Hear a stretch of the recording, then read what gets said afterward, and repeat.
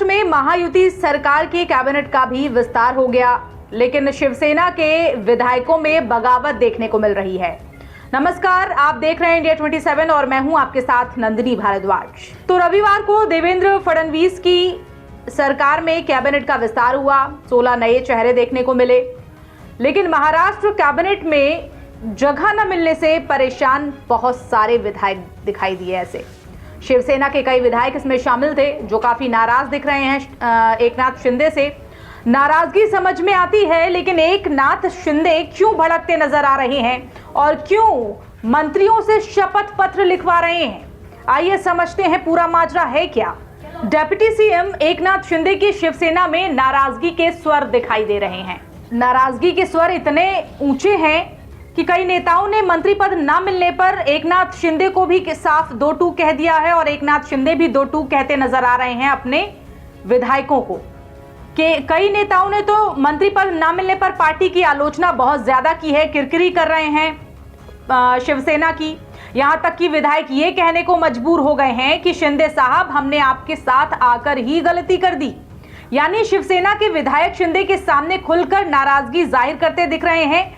ये वो नेता हैं जो लगातार जीतते आ रहे हैं और मंत्री पद पर अब आगे बने रहना चाहते हैं, और इस बार लेकिन उनको मंत्री नहीं बनाया गया है। इसलिए ये नेता पूछ रहे हैं कि हम अपने जिले को जाकर क्या जवाब देंगे।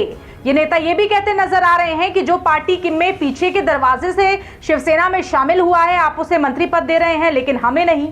तो इन बातों पर ही एकनाथ शिंदे अपने नेताओं पर भड़कते नजर आते हैं और फिर उन्होंने पार्टी की आलोचना करने वाले नेताओं पर सख्ती लेने का फैसला किया और भविष्य के बारे में भी तय करना शुरू कर दिया कि कौन से नेता उनके साथ रहेंगे, और एक अलग ढंग से सोचना शुरू कर दिया उन विधायकों के बारे में जो किरकिरी कर रहे थे। ऐसे में एक नेता का इस्तीफा भी होता है। एक विधायक एकनाथ शिंदे ने नेताओं को आश्वस्त जरूर किया है कि सबके काम का सम्मान होगा और वो किसी के साथ अन्याय नहीं होने देंगे, समय पर सबको न्याय मिलेगा। लेकिन भंडारा से विधायक जो हैं, विधायक शिवसेना विधायक नरेंद्र भोंडेकर, उनको जगह नहीं मिली और वो नाराज होकर शिवसेना के उपनेता और विदर्भ क्षेत्र के समन्वयक पद से इस्तीफा दे देते हैं।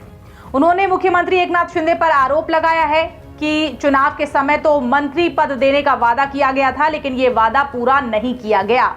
तो क्या एकनाथ शिंदे अपने पार्टी के नेताओं से किए गए वादे को निभा नहीं पा रहे हैं? आखिर ऐसी कौन सी वजह है कि एकनाथ शिंदे अपने पार्टी के अच्छे नेताओं को ये कहना शुरू कर रहे हैं, उन पर सख्ती लेना शुरू कर रहे हैं कि भाई 2.5 साल तक आपको बने रहना है, अगर आप अच्छा काम करते हैं तो ठीक, नहीं तो फिर आप साइडलाइन कर दिए जाएंगे। तो क्या यही स्क्रिप्ट लिखी जा रही है अब शिवसेना में? आगे इसका हम विवरण करेंगे, इसका विश्लेषण करेंगे। लेकिन आखिर भोंडेकर चाहते क्या हैं? क्या वो ये चाहते हैं कि हमें शीर्षस्थ मंत्री पद मिले? उन्होंने इस्तीफा क्यों दिया? और आखिर शिंदे पर वादा खिलाफी के आरोप क्यों लग रहे हैं? भोंडेकर चाहते क्या हैं और उन्होंने अपने पद से इस्तीफा क्यों दिया है? असल में नरेंद्र भोंडेकर ये कहते नजर आ रहे हैं कि वो भंडारा जिले के संरक्षक मंत्री बनने के हकदार हैं और उन्हें ये पद मिलना चाहिए, लेकिन इस पद से उन्हें वंचित किया जा रहा है। उन्होंने जिले के विकास के लिए काम करने की इच्छा जताई है, कहा है कि इसीलिए मंत्री पद से जोड़ने की बात कही गई थी, लेकिन उन्हें मंत्री पद दिया नहीं गया। भोंडेकर का यह भी मानना है कि उन्हें पार्टी में किए गए वादे के अनुसार कैबिनेट में जगह नहीं मिली, जबकि उनको मिलनी चाहिए थी, उनको नजरअंदाज किया जा रहा है। उन्होंने पार्टी से जुड़े सभी पदों से इस्तीफा देने का कठोर ये फैसला लिया और इस्तीफा दे भी दिया। ऐसे में शिंदे पर वादा खिलाफी के आरोप लगातार लगते रहे हैं और अब आगे लगते नजर आ रहे हैं।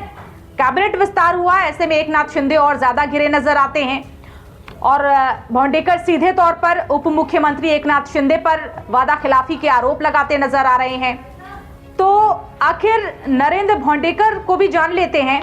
चुनाव के दौरान शिंदे उन्हें मंत्री पद देने का वादा कर रहे थे, लेकिन कैबिनेट विस्तार के समय उन्हें नजरअंदाज कर दिया। इससे उनकी निराशा चरम सीमा पर पहुंच जाती है और वो ये मीडिया के सामने कहते नजर आते हैं कि एकनाथ शिंदे साहब अपने वादा किए जो वादा किया था वो उससे मुकर गए। उन्होंने ये भी कहा कि वो 3 बार विधायक रह चुके हैं, उन्हें ज्यादा अनुभव है और ये इस पद के वो योग्य हैं। अब नरेंद्र जो हैं वो भंडारा से तीसरी बार विधायक बने हैं। पहली बार 2009 में अविभाजित शिवसेना के टिकट पर विधायक बने थे। 2019 में जब पार्टी से टिकट नहीं मिली तो निर्दलीय चुनाव के लिए उतर गए और फिर जीत भी हासिल की। महाराष्ट्र में जो नई कैबिनेट विस्तार हुआ है उसमें कई सारी बातें खुलकर सामने आ रही हैं और ये भी सामने आ रहा है कि शिंदे गुट के नेता 2.5 साल ही मंत्री पद पर बने रहेंगे। और बहुत सारी ढेर सारी ऐसी बातें हैं जो मतलब सख्ती से लागू की जा रही हैं इस बार महाराष्ट्र सरकार में। कहा जा रहा है कि शपथ ग्रहण से पहले जो बड़ी बातें वो ये हैं, इससे पता ये लग रहा है कि सिर्फ 2.5 साल ही रहेंगे एकनाथ शिंदे गुट के मंत्री और वो अपनी मंत्री पद पर केवल 2.5 साल ही काबिज रह सकते हैं। अगर अच्छा काम करेंगे तो फिर शायद सोचा जा सकता है, पार्टी उनके बारे में सोचेगी और अगर ऐसा नहीं होता है तो पार्टी दरकिनार उनको फौरन कर देगी। मतलब पूरी खबर ये है कि एकनाथ शिंदे ने अपने गुट से बनाए जा रहे मंत्रियों से एक शपथ पत्र लिखवाया है। हम उसी शपथ पत्र का अब जिक्र करने जा रहे हैं।